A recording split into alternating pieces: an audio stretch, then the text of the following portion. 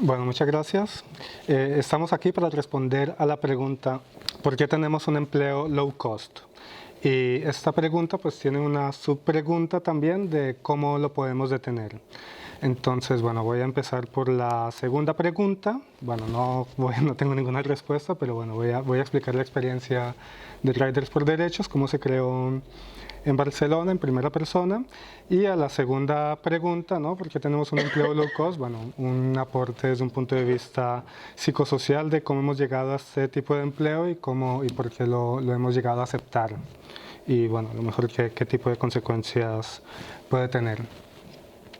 Bien, mi inicio en Deliveroo, bueno, para entrar simplemente tuve que llenar un formulario, tuve que hacer una prueba de reparto en la cual un rider con más experiencia, bueno, teníamos que hacer un pedido y tenía que dictaminar si era capaz de hacerlo o no, pues tener un móvil y una bicicleta. Una vez hicimos esto, tuvimos una reunión en las oficinas en la que nos pasaban un video explicándonos las normas rígidas de funcionamiento y bueno, era tipo Los Simpsons, ¿no? Muy irónico todo. Nos explicaron el mito iniciático de los dos superemprendedores, amigos, que empezaron a trabajar en Inglaterra con un teléfono, ¿no? Con una moto repartiendo y bueno, eso como fueron muy emprendedores y muy visionarios y se terminaron convirtiendo en Deliveroo, con presencia en muchísimas ciudades, muchos millones, bla, bla, bla, pero ocultando, bueno, el capital de riesgo que hay detrás, la explotación, bueno, la falta de derechos, etcétera, etcétera. Nos entregaron la caja, esta, bueno, gigante, y un cargador con una fianza de 110 euros que teníamos obviamente que pagar nosotros y que nos devolvían al final del servicio. Y por supuesto el alta de autónomo. Cuando empecé a trabajar, bueno, me encontré con un grupo de gente muy dispar. Deliveroo dice, bueno, estas empresas dicen que el tipo de trabajador pues es un estudiante que quiere hacer un extra, que bueno, todo muy guay, pero en realidad nos encontramos pues gente, algunos sí que eran pequeños, bueno, estudiantes, muy pocos, la mayoría pues gente adulta buscando su trabajo, alguna gente mayor con hijos de la edad de sus compañeros, etcétera, etcétera. Y bueno, este tipo de mezcla de gente lo que sirvió fue para hacer una especie de caldo de cultivo para la resistencia, ¿no? Más adelante vuelvo a eso. El funcionamiento, bueno, que seguramente están muchos al tanto, tiene diferentes aplicaciones del móvil. Bueno, la app de reparto, obviamente. En ese momento funcionaba con Telegram, que era con lo que nos comunicábamos con las oficinas y nos decían lo que teníamos que hacer o dejar de hacer, o que está tardando mucho, o qué pasa con el pedido, no sé qué, no sé, con el restaurante, etc.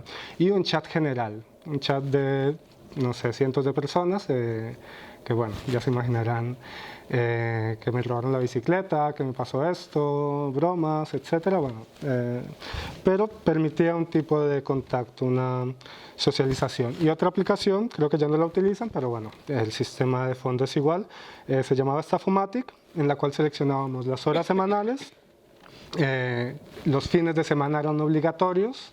Si no escogíamos los fines de semana, pues no nos daban el resto de horas entre semana.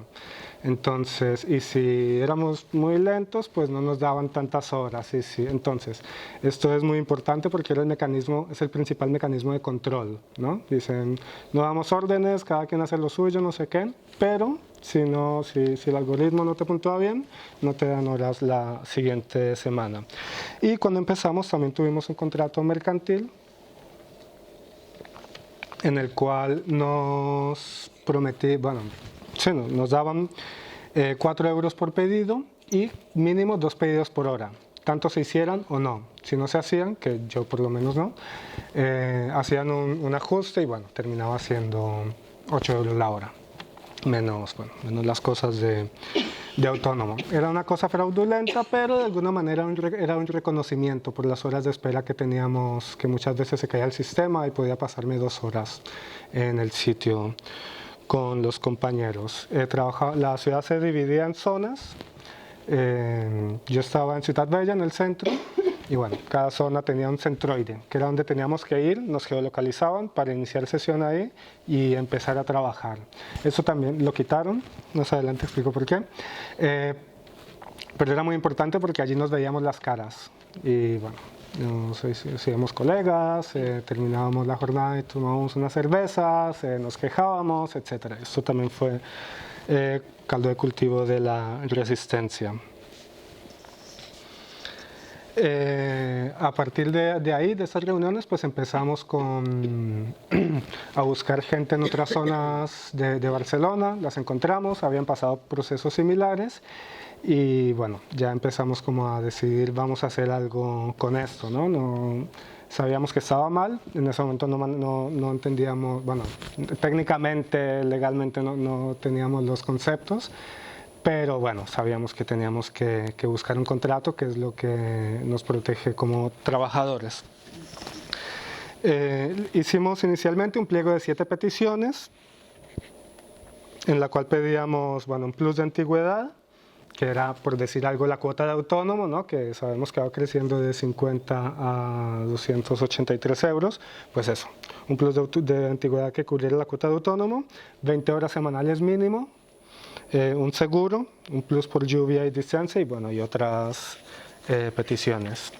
Lo enviamos por burofax con 130 firmas que en ese momento conseguimos de los compañeros parándolos en la calle, en los centroides, etc. Y bueno, no obtuvimos ninguna respuesta en ningún momento. Fue un total menosprecio por parte del Iberu. Hubo respuestas indirectas. Entonces, como que hacían cosas haciendo ver que se preocupaban por nosotros, pero bueno, era obviamente en respuesta a las 130 firmas. Primero llamaron unas reuniones infantiles en la oficina de 15 minutos, en grupos, preguntando a la gente que dijera, pidiendo a la gente que dijera, dinos 3 cosas buenas y 3 cosas malas de Deliveroo. Más adelante contrataron una empresa de recursos humanos haciendo reuniones con nosotros y bueno, alguna gente fue, nosotros les entregamos una carta diciendo que queremos una respuesta y una reunión bidireccional directa. Y luego querían hacer una comunicación individual, en el cual pues imagínense, ¿no? La gente ahí súper bien vestida, en sus oficinas súper guays y llevan pues no sé, pues puede intimidar y puede ser muy efectiva para ellos, ¿no? Contra nosotros. Y bueno, ahí fue cuando nosotros dijimos, pues esto no, nos comunicamos como colectivo. ¿Cómo nos llamamos? Riders por Derechos, de ahí nacimos. Estábamos buscando apoyos, no encontramos muchos, nos daban la espalda en sitios donde esperábamos un poco de atención. Y bueno, al final terminamos con la Intersindical Alternativa de Cataluña y bueno, somos una sección sindical, Federación de Otras Actividades se llama. Entonces ahí empezamos nosotros. Bueno, seguimos siendo ignorados. Cuando mandamos el burofax, dimos una fecha de límite de respuesta y no llegó esa fecha y no nos respondieron nada. Entonces fue a partir de ahí que ya, bueno, hicimos el lanzamiento mediático de Riders por Derechos. No nos hizo caso del Deliveroo, pero la prensa y la opinión pública, bueno, nos abrió los brazos totalmente y ahí empezó un revuelo fuerte que le hizo muchísimo daño a la imagen, bueno, de Deliveroo, de Glovo, de esas empresas, y creo que gracias a eso también se empezó a poner, bueno, y obviamente, de hecho en toda Europa mucha gente pasó por lo mismo. A partir de eso, pues ya se empezó a poner el discurso, ¿no? En boca de la sociedad de qué es esto, ¿no? No son tan guays estos ciclistas que van ahí con sus mochilitas. Perdón. La nueva respuesta de Deliveroo, bueno, llamamos a la huelga, perdón. A partir de ahí pues montamos el Riders por Derechos, llamamos a la huelga, fue exitosa, vino mucha gente, paramos Barcelona y bueno, Deliveroo en lugar de ceder y darnos algo de las 7 peticiones, pues empeoró las condiciones. Primero rompió el centroide, ahí fueron inteligentes, rompieron divide y vencerás y si no nos reunimos y no nos vemos la cara, pues ellos lo tienen claro que no hay resistencia. Entonces nos decían que ya podíamos iniciar sesión en cualquier parte de la ciudad y que ya nos caerán pedidos. Eliminaron el chat de Telegram, entonces ya no había manera de comunicarse fácilmente. Cancelaron el contrato mercantil que dije antes, ya no había mínimo de 2 horas, nos dijeron que podíamos firmar otros 2 contratos, nos daban una ilusión de alternativa, que bueno, que sí había, a lo mejor habían pluses, pero no eran para siempre, en ese momento eran muy buenos, obviamente pues ya después de tanto tiempo los quitaron. Contextualizo, estoy hablando de 2016-17. Y bueno, demostraron que pueden hacer lo que quieren con nosotros. En el grupo, en Riders por Derechos, lo que consiguieron fue una mayor polarización entre nosotros, consiguieron, empezó a salir gente defendiendo la empresa, corporativistas, gente que se creía el discurso, probablemente por todo, porque funciona el discurso, pero también por miedo, ¿no?, de perder el trabajo, se van al lado seguro en el que mantienen su fuente de ingresos. En el momento de llamar a la huelga, habían topos adentro, ¿no? Un momento que estábamos allí como un poco paranoicos con quién era, al final nunca se supo bien, pero cuando llamamos a huelga dio una fecha diferente, errónea para la huelga, y Deliveroo nos dio un plus de 2 euros por la hora, por pedido, para esos días de huelga. Y bueno, al final todos trabajamos y la huelga fue el fin de semana siguiente, y bueno, fue 2 euros que sentaron muy bien.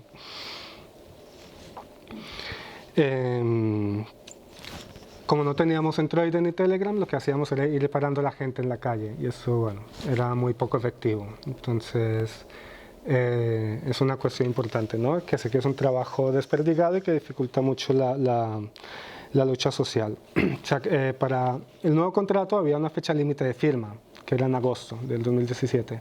Si no lo firmábamos, pues ya no salíamos, ¿no? Pero ese contrato tenía validez de 2 años y nosotros nos mantuvimos firmes en que se mantiene ese contrato, sí o sí, y al final pues nos desconectaron, que es el eufemismo que ellos utilizan para decir que nos despidieron.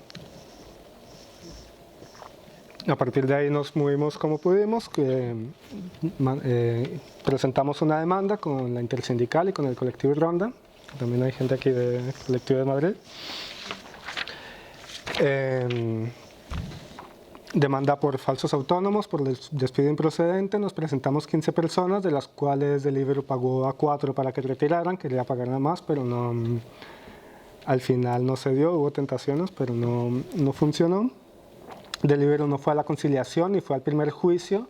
Y bueno, todo esto pasaron 3 años, o sea, fue en julio de este año que fue el juicio final. Y bueno, esto del aplazamiento, de no presentarse, de presentarse una fecha, es como un casino judicial que hay en este momento con Deliveroo, con los Riders. Hay un empate técnico, hay un montón de sentencias a favor, un montón en contra, y yo creo que por eso también estaban aplazando el juicio, y bueno, les salió mal porque perdieron. Ganamos nosotros, salió muy rápido la sentencia además. Demostraron que hay laboralidad, hay órdenes y hay control, los horarios no son libres y los honorarios son impuestos. Entonces, a partir de ahí, lo que dijo el juez es que nos tienen que pagar una indemnización, un pago retroactivo, un promedio mensual de lo que estuvimos trabajando ese año, pues todos los 3 años nos lo tenían que pagar, y además readmitirnos como trabajadores de reparto, en lo mismo que estábamos haciendo. Ellos obviamente quisieron salirse con la suya, y en lugar de volvernos a aceptar como el reparto, dijeron que iban a aceptarnos como del área de marketing, que suena muy guay, pero era disfrazarnos de Deliveroo e ir a repartir en plan a las 8 de la mañana en Sant Cugat, ¿no?, que es como, lejos, o a Terrassa, lejos de la ciudad, unas cosas como para que no duráramos mucho. Pero se recurrió, no sé si es la palabra, se alegó esto entre los jueces y todo, y al fin les dijeron que teníamos que ir a repartir, y a nosotros nos parecía excelente por la foto, ¿no? Hay trabajadores de Deliveroo con contrato y repartiendo. Seguramente muchos no hubiéramos durado mucho, pero eso es lo que queríamos. Y Deliveroo le importó tanto no tener esa foto que decidió mantenernos en nómina sin marketing, sin repartir, sin nada. Ahora estamos recibiendo la nómina mensual. Deliveroo recurrió el juicio y el retroactivo y la indemnización depende de ese, ¿cómo se dice?, recurrimiento. Bueno, depende de la respuesta del recurso. Depende de la respuesta de eso que ya saldrá. Mientras tanto, pues tenemos la nómina. Entonces, bueno, a nivel nuestro, de grupo, pues muy bien, ¿no?, ese dinero. Pero bueno, tampoco eso es lo importante. Lo importante es que creo que fue un paso en la lucha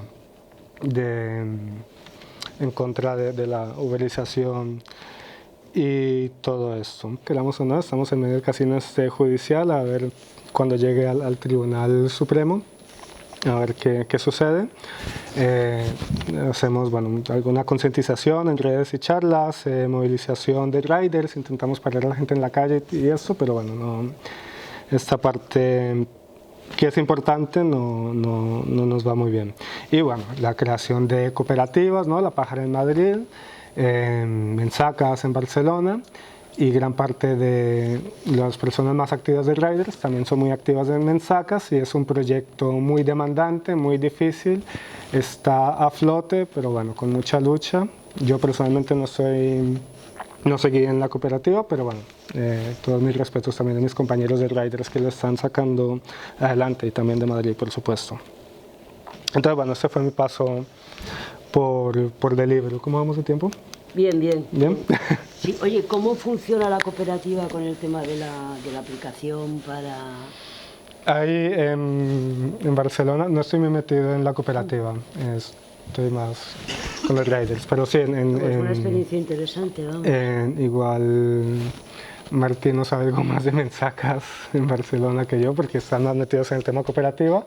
Tienen problemas con la aplicación y no han terminado de lanzarla, y está frenando un poco el proyecto. Un poco del capitalismo actual, vamos. La Big Data, ¿no? El que tiene la Big Data, pues es el que gana aquí. Sí, pues vamos, pero que sí te tiene queda tiempo si quieres. Vale. Bueno, voy a intentar ir más rápido también. Entonces, bueno, como dije, ahora paso a la primera pregunta, ¿no? ¿Por qué tenemos un empleo low cost? Y bueno, intentar dar un punto de vista psicosocial sobre esto. ¿Cómo hemos llegado a tener ese tipo de empleo que influye para que lo estemos aceptando? Bueno, como dije antes, estábamos intentando cazar compañeros en la calle, ¿no?, para que se sumaran a la lucha, a la huelga, todo eso. Y bueno, en una ocasión tuve un pedido que tenía que llevar muchísimas pizzas, y bueno, demasiado pesado, creo que ni me cabían en la mochila. Y le pedí a Deliveroo que mandaran a otra persona para que repartiera el pedido. Entonces, bueno, llegó, nos fuimos por la Gran Vía de Barcelona, yo ahí con una bicicleta súper pesada, con el pedido, pues explicándole que me parecía que se viniera la lucha. El chico no entendía por qué, si él había hecho un pacto con Deliveroo en el cual le pagaban 4 euros el pedido, le parecía bien y no tenía por qué romperlo ahora, ¿no? Si ya había firmado, ¿por qué romperlo? Entonces, bueno, le explico, bueno, como podía en ese momento, los derechos laborales, el estado de bienestar, no sé qué, y él me responde, ¿qué es el estado de bienestar? Y claro, yo me quedo, vale. Y bueno, llegamos, entregamos el pedido. Y bueno, ya el chico se escabulle de mí como un ninja, ¿no?, para no seguir escuchando mi matraca. Pero bueno, ahí me hubiera gustado poder explicarle a este chico que no se trata que nosotros como individuos intentemos cambiar unas normas con Deliveroo aceptadas sin ningún tipo de coacción, sino que es Deliveroo y las empresas similares las que están cambiando las normas de la sociedad en perjuicio de los trabajadores y en beneficio desmedido de los empleadores. Que hay unos derechos conquistados que estamos perdiendo con el beneplácito del gobierno y la complicidad de buena parte de la sociedad.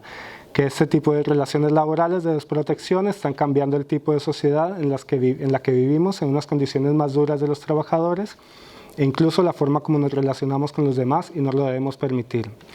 que no es cierto que seamos nuestros propios jefes, ni emprendedores, ni autónomos, ni que el jefe sea un algoritmo.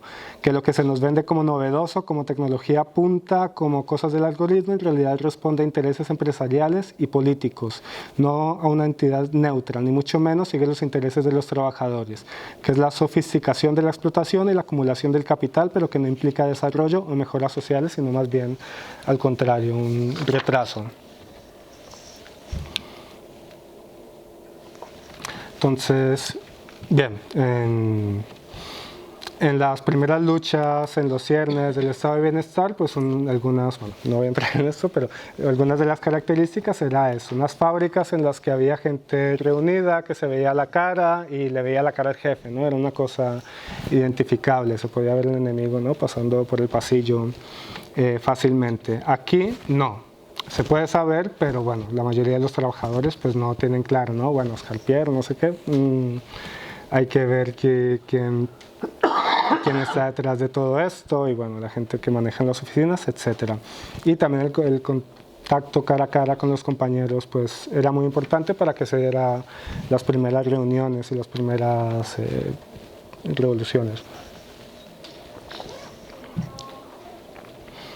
Y de alguna manera el temor a estas revueltas y bueno, muchísimas más cosas, pues fueron lo que permitieron que emergiera esto que llamamos el estado de bienestar, que se consiguiera un salario mínimo, la jornada de 8 horas, ¿no? Como la canadenca en Barcelona, las vacaciones, etcétera, etcétera.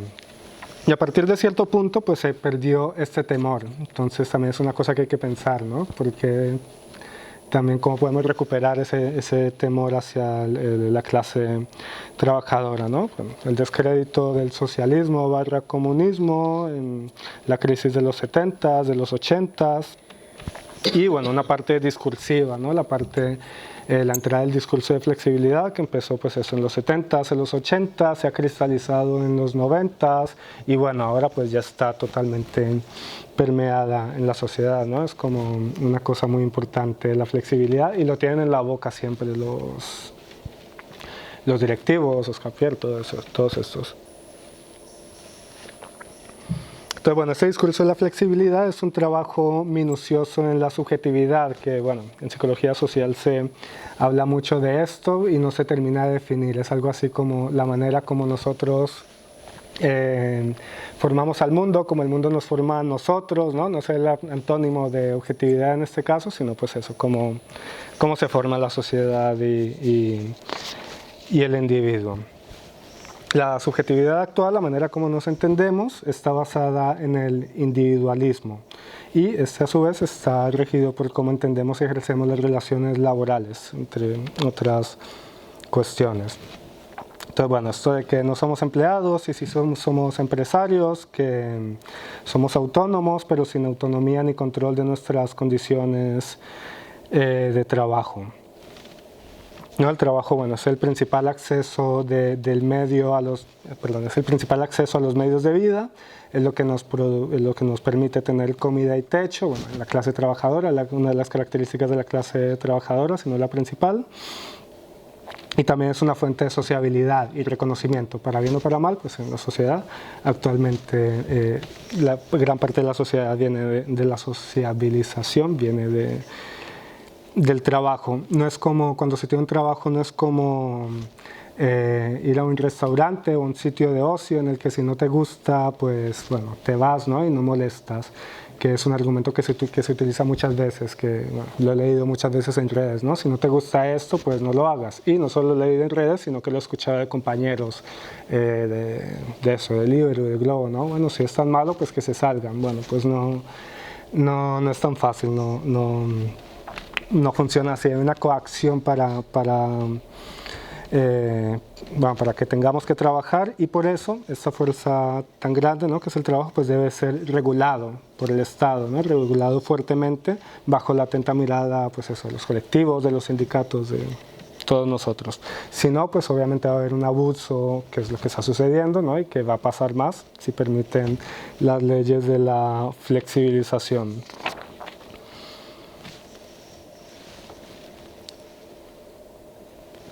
La mentalidad individualista de culpar al trabajador de sus condiciones, de sus malas condiciones, pues es una ilusión que oculta el entramado social y económico que consigue que las empresas se enriquezcan. Según el sociólogo norteamericano Richard Sennett, la flexibilización, él habla mucho de esto, pues dinamita los vínculos sociales. En Deliveroo, por ejemplo, en esos trabajos hay una rotación alta. Tiene que ver con la cuota de autónomo, por ejemplo, cuando ya va subiendo empiezan 50, cuando ya se acerca a 200, pues mucha gente ya se empieza a marchar, los que pueden, los demás pues siguen porque muchas veces no hay alternativa. No hay un sitio común de espera, entonces eso también mina los vínculos sociales. Y bueno, otras circunstancias que vivimos mucho, por ejemplo, esto de tener que compartir habitación, porque a pesar de que seamos adultos, pues eso, no podemos tener un sitio único. Y bueno, con otras aplicaciones, por supuesto, hay una que se llama Buddy, que es para buscar compañeros de piso, ¿no? Y al final, pues todo esto muchas veces termina habiendo muchas mudanzas en un año, una movilidad, y bueno, todo esto son cosas que minan los vínculos sociales, ¿no? ¿Y qué podemos esperar de una generación que con estas condiciones? Que, trabajo, la flexibilización, muchas veces pues somos inmigrantes, ¿no? Con la familia lejos, sin redes de apoyo, con dificultades de crear redes de apoyo, imposibilidad de crear planes a largo plazo, ¿no? Con unos riesgos laborales, de ir con una bicicleta, que cada quien pone la suya, pero hay que ver cada bicicleta, qué frenos tiene, qué cosas, las luces, unos peligros también importantes. Entonces, todo esto también influye en en que nos creamos el individualismo, que mina el reconocimiento mutuo, ¿no? Entre las personas de clase obrera, dificulta identificar al otro como parte de un programa común, un proyecto común, como puede ser mejorar la sociedad de múltiples maneras y crear una sociedad justa y vivible. Y por último, además de este discurso de la subjetividad, el individualismo como más intangible, también hay que mencionar unos aspectos muy tangibles del día a día de los trabajadores que hacen que se interiorice la disciplina, que funciona mejor que el látigo, ¿no? En el caso de los esclavos. Funciona en los riders, en Deliveroo, en Globo, funciona en Uber, no sé si en Amazon aquí, pero leí un reportaje en Australia de cómo funciona. En los repartidores y en los centros logísticos, y las características son las mismas. Y los voy a leer. Miden tu rendimiento por medio de un algoritmo. Los trabajadores son colaboradores. No tienen turnos fijos, cada semana se asignan. Esto es importantísimo porque es la manera de control. Estos turnos los dan en función al rendimiento. Nunca sabes si vas a llegar a fin de mes. Hay alta rotación entre las personas y competitividad. Todas estas condiciones se prestan para que compitamos entre nosotros. Otra vez más, que apoya al individualismo. No se crean vínculos amistosos, combativos o sindicales. La gente termina trabajando sin descanso y comprometiendo su integridad física, siempre bajo la vigilancia interiorizada del algoritmo. En el caso de los trabajadores de Amazon, no pueden ir al baño en Australia, ya me contarás tú. No porque se les prohíba explícitamente, sino porque les baja la medición de rendimiento y comprometen los turnos y las lentejas y el pan de la siguiente semana. Entonces, nadie les dice no ir al baño, pero no toman agua, están exhaustos pero no ir al baño. Y la gran empresa pues niega rotundamente que tenga tal nivel de control en los trabajadores, pero como ya dijimos, la empresa asigna los turnos en función de ese rendimiento medido por el algoritmo, que al final son los jefes diciendo trabaja más, ¿no? Y esto funciona, como decía, mejor que el látigo, la disciplina militar de la fábrica, ¿no? porque bueno, somos nosotros los que portamos el mismo látigo y nos damos, ¿no? En la fábrica, incluso en la esclavitud, había un escaqueo, alguna intención de escaqueo, de burlarse de rendimiento, lo que fuera, ¿no? Aquí no, aquí somos nosotros los que llevamos el látigo y estamos ahí con el rendimiento a tope pensando en las horas de la siguiente semana.